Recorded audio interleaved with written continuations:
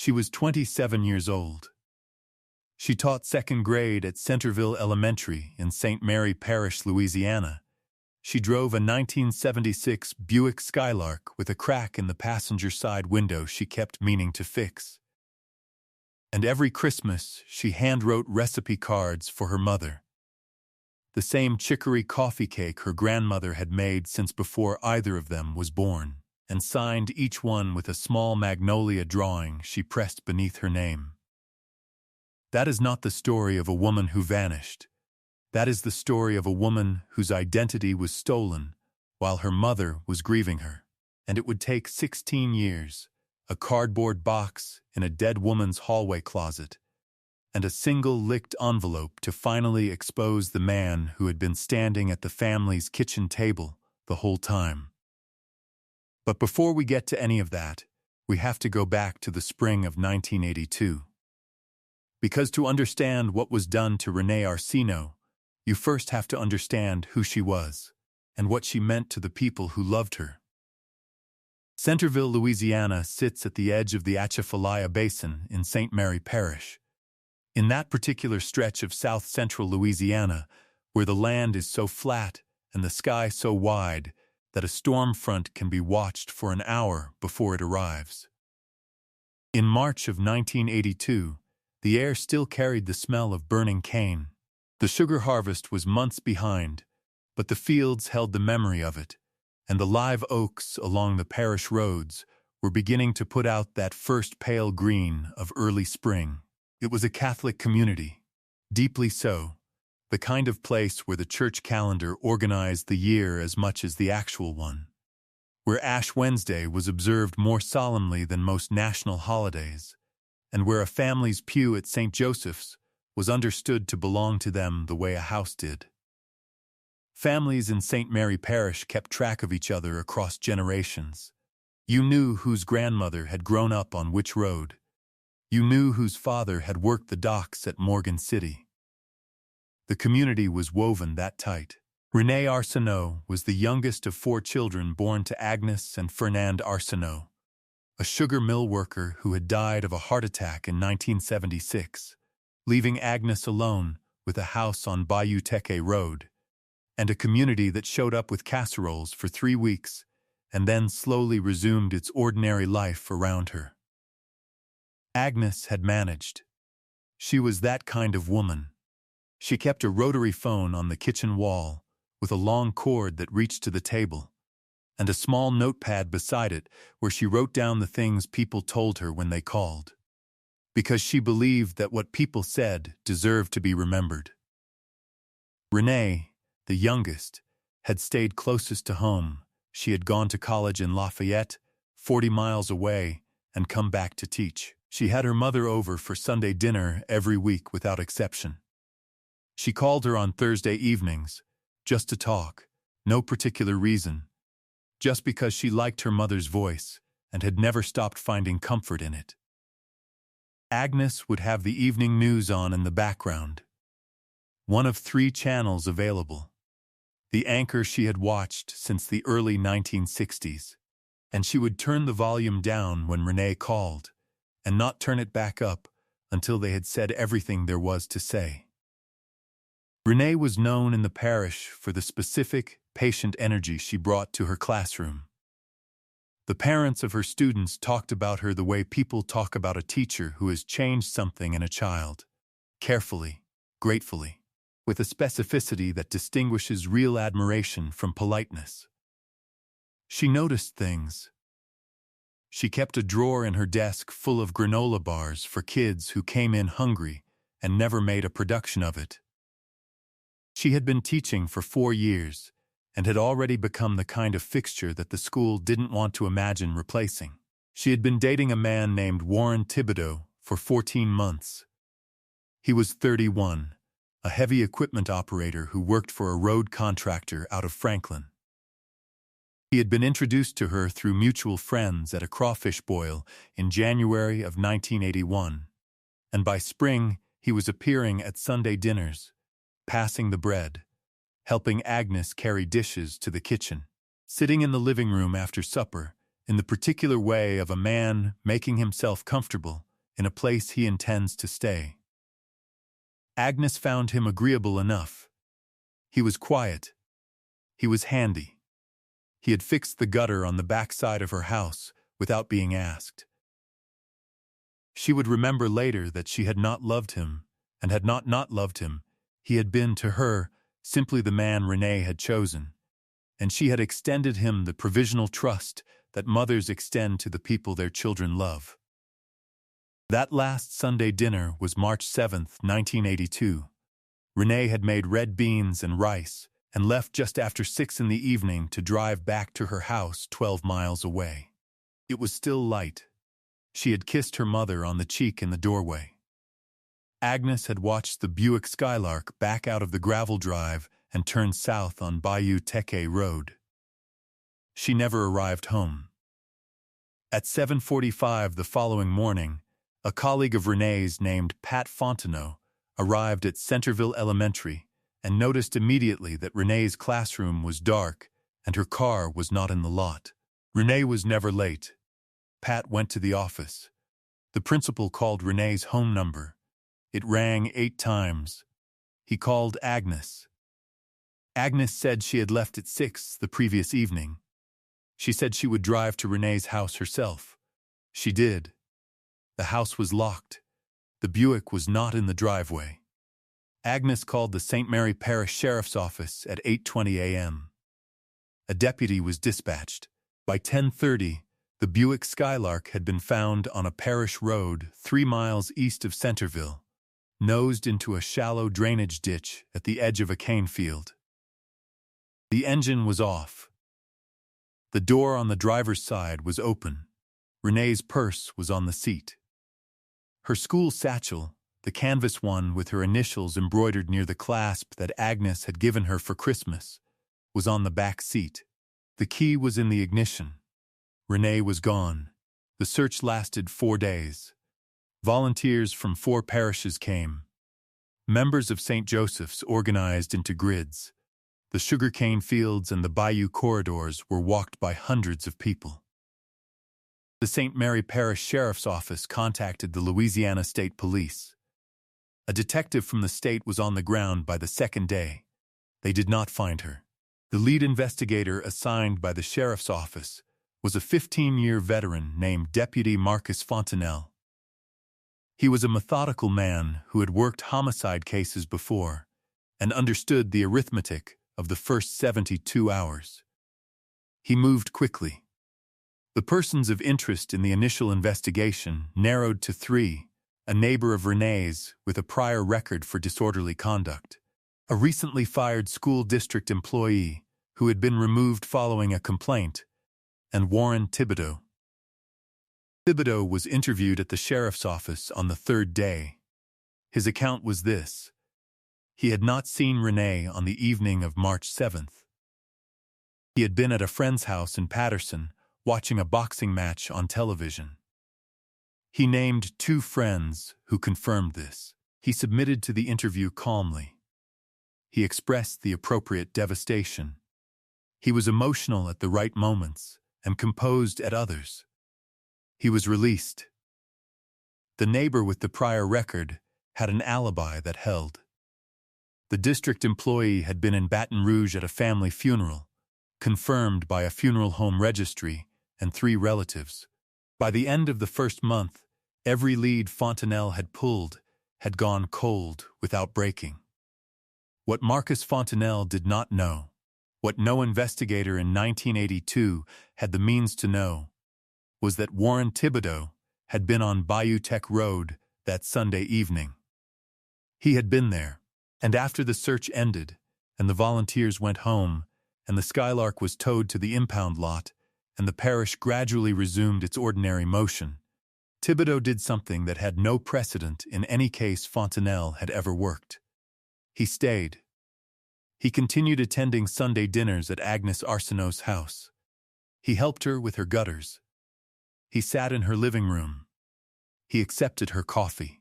And in April of 1982, 6 weeks after Renee disappeared, Agnes received a birthday card in the mail.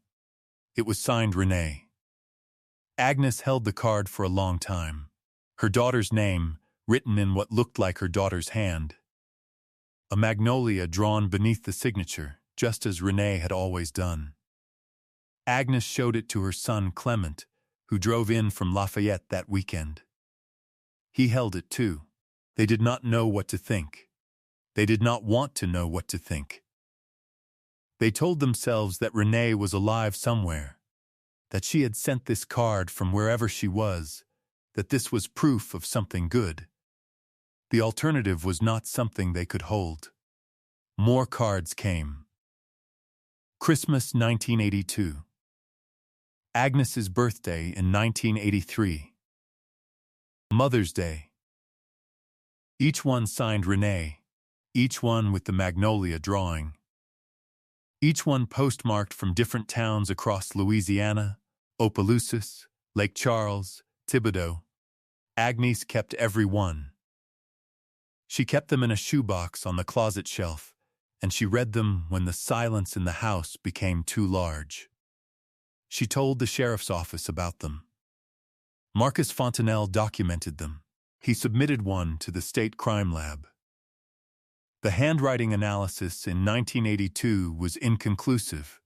The sample was not sufficient to make a definitive comparison against Renee's known handwriting, which had been collected from school documents and a birthday letter found in her house. The case moved no further. By 1984, 2 years had passed. The parish had not forgotten Renee Arsenault, but it had absorbed her disappearance the way communities absorb these things. As a wound that closes over without quite healing, something you knew was there if you pressed. Agnes's neighbor had started bringing her groceries on Saturdays. The Centerville elementary teachers had planted a magnolia tree in the courtyard in Renee's memory. The replacement teacher in her classroom was, by all accounts, perfectly good, and the children had adjusted, and this too was a kind of grief. By 1987, 5 years on, Agnes was writing a letter to the sheriff's office twice a year. She was not accusatory. She was not angry. She was simply a mother who believed that someone owed her daughter an accounting, and she intended to keep making that belief known for as long as she was able. The cards kept coming. Agnes kept saving them. She stopped telling herself they were proof of something good. By 1987, she knew what they meant. She could not say it out loud, but she knew.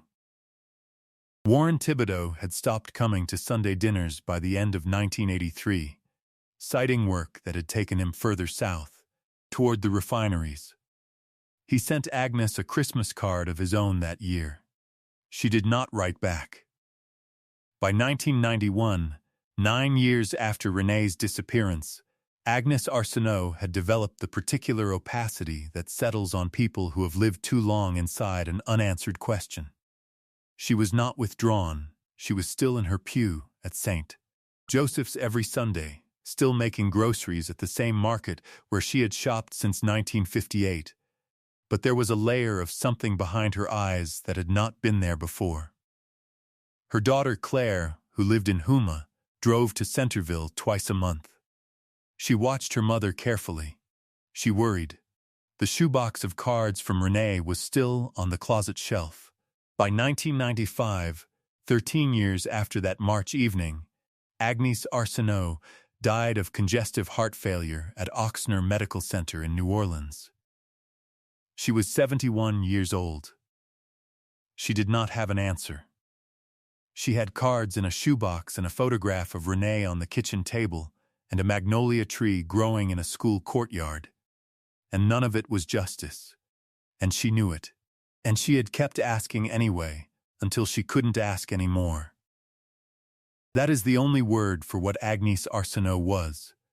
Faithful. Faithful to the idea that her daughter's life had mattered enough to be explained. Faithful to the belief that someone would eventually owe that explanation. Faithful enough to write twice a year to a sheriff's office that had long since moved the file to a different shelf. Every case on this channel represents weeks of digging through records, verifying facts, and piecing together real lives that deserved better. If you want us to keep uncovering the truth behind stories like this one, take a second to like and subscribe. And drop a comment telling us where in the world you're watching from. Now, let's get back to Renee. In 1996, the St. Mary Parish Sheriff's Office received a federal grant that funded a cold case review initiative, one of the first of its kind in Louisiana. And the Renee Arsenault file was among 18 cases assigned to a detective named Lorna Picou. Picou was 38, 10 years into her career, and had come to the sheriff's office by way of the Louisiana State Police, where she had worked financial fraud investigations. She was not a sentimental person, which is perhaps why she was a good one. She read the Arsenault file from the first page to the last without stopping. She read it again. Then she pulled out a legal pad and wrote a single name at the top. Warren Dale Thibodeau. What had failed to surface in the original investigation was not a lack of suspicion.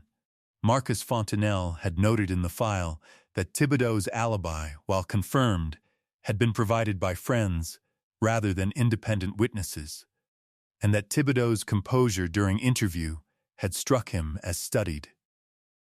What had failed was physical evidence. There was nothing placing Thibodeau at the scene. The handwriting analysis on the cards had been inconclusive. The case had no forensic foundation from which to build an arrest. By 1996, Picou understood that this would need to change. She contacted Claire Arsenault in Houma, who had inherited her mother's house after Agnes died. She asked about the shoebox. Claire knew exactly where it was. She drove to Centerville that weekend and found it exactly where her mother had left it, on the closet shelf, held closed with a rubber band that had dried and cracked in the years since Agnes had last opened it. Inside were 11 cards spanning 13 years, each one signed Renee, each one with the magnolia drawing, each one postmarked from a different Louisiana town. Picou sent them all to the Louisiana State Police Crime Lab. The handwriting analysis, now conducted with more sophisticated comparison techniques than had been available in 1982, found significant inconsistencies between the signatures on the cards and Renee's known handwriting from school documents. The magnolia drawings were structurally similar, but not identical. The person copying them had studied them carefully and reproduced them well, but not perfectly. This was not enough for an arrest. It was enough to keep pulling. Then, in the spring of 1998, something happened that nobody had planned for. Claire Arsenault was sorting through a second box of her mother's belongings that she had not yet opened, items from the back bedroom. Things Agnes had packed away after Fernand died in 1976 and never fully unpacked. Inside the box, tucked between two folded tablecloths, was a birthday card. The envelope was still sealed. It had never been opened. The postmark read March 1988, Renee's birthday, the year Agnes would have turned 63. But the card had slid behind the bureau before Agnes ever found it, and it had sat there, sealed, for 10 years. Claire brought it to Detective Picou. Picou looked at the envelope for a long moment. It was sealed. Whoever had addressed it had licked it. In 1998, that meant something that it had not meant in 1982. She called the crime lab. She explained what she had. The analyst on the other end of the phone was quiet for a second, and then said, "Don't open it yourself. The DNA process works by extracting a genetic profile from biological material, in this case the saliva left on the envelope's gummed seal, and comparing it against a known sample from a suspect." By 1998, Louisiana was among the states building a DNA database for convicted offenders.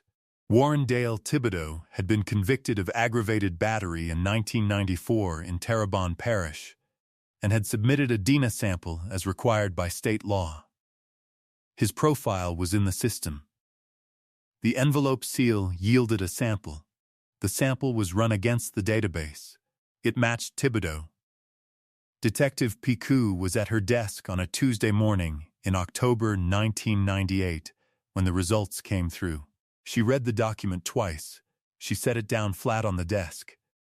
Then she picked up the phone and called the district attorney's office and said, with the particular quiet of someone who has been waiting 2 years for this moment, "I have him."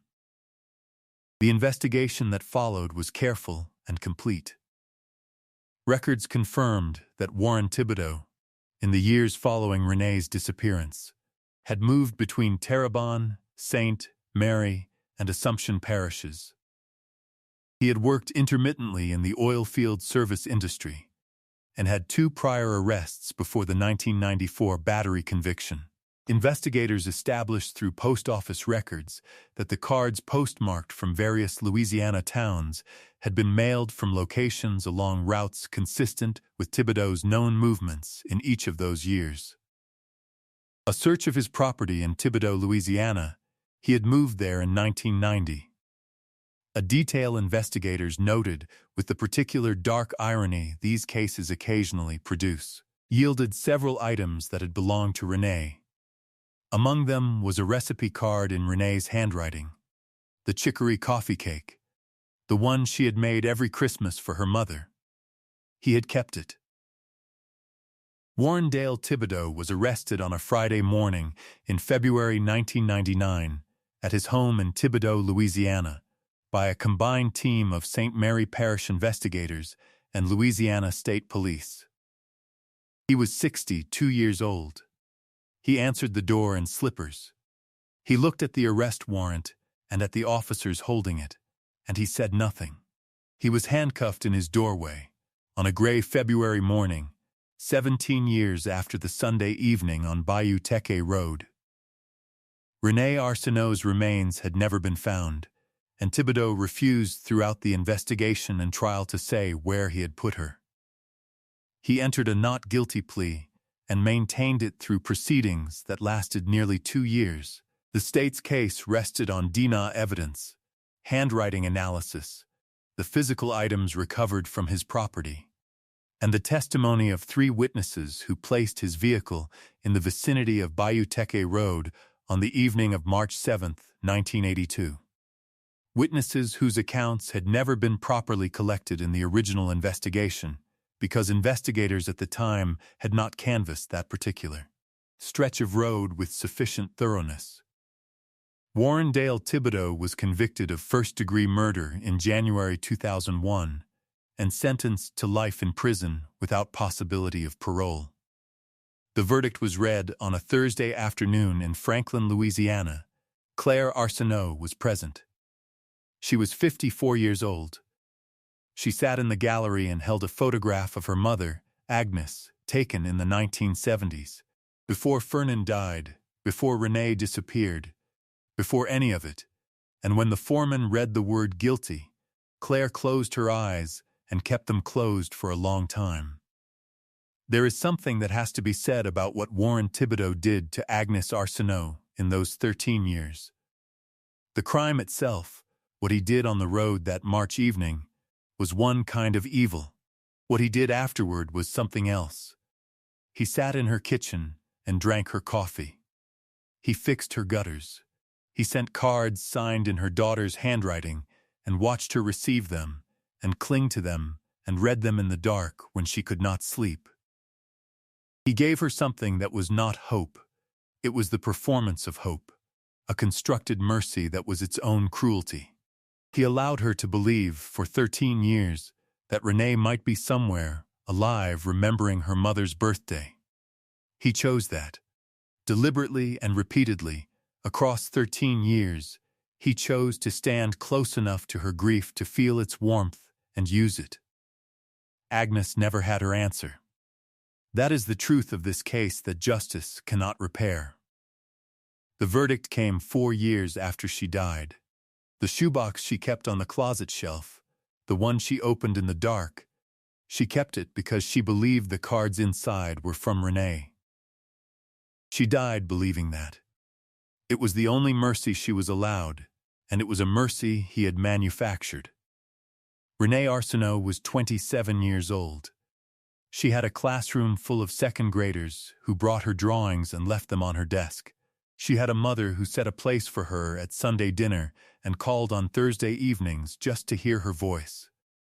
She had recipe cards with magnolia drawings pressed beneath her name, and a cracked window in her Buick she kept meaning to fix, and a savings jar for a trip to San Antonio she never got to take. She had a future that belonged to her. What does justice mean when it arrives too late for the person who needed it most? And here is the question this case leaves that I cannot stop thinking about. How many other families are still holding on to letters or cards or phone calls that don't quite feel right, sitting with something they cannot name, not yet knowing that the thing they're holding is evidence? And what does it say about the particular evil of a man who understood that a mother's hope was his best protection, and used it for over a decade? Justice came for Renee Arsenault after 19 years. Stories like hers are why this channel exists. If you believe truth is worth pursuing no matter how long it takes, subscribe. More cases are waiting in the description below. Thank you for being here.